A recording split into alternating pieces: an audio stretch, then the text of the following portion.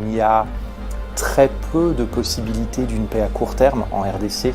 Si on arrive à résoudre un conflit, il en reste toujours un autre et un autre. Il n'y a pas les prémices de la paix.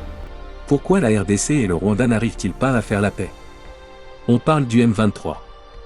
On parle des FDLR. On parle des minerais. On parle de sécurité.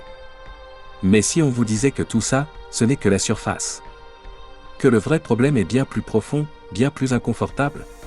Le commerce des minerais dans les Grands Lacs, essentiellement un commerce d'or et de ce qu'on appelle les 3T, c'est-à-dire le coltan, la cassitérite et la wolframite. Si vous continuez de remonter la chaîne de valeur, évidemment, ce sont des minerais qui sont utilisés par l'industrie électronique mondiale et donc qui bénéficient à l'ensemble des consommateurs de la planète.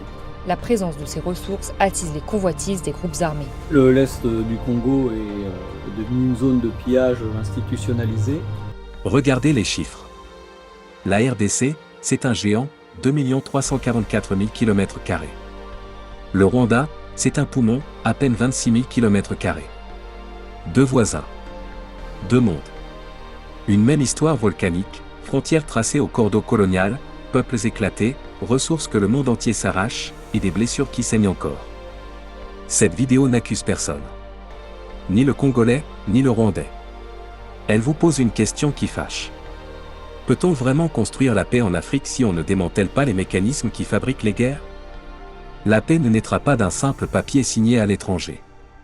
Elle naîtra d'une refondation africaine, brutale, lucide et souveraine. Alors regardez jusqu'au bout. Parce que ce conflit ne parle pas que de Kinshasa ou de Kigali. Il parle de votre avenir, à vous. Il parle de toute l'Afrique.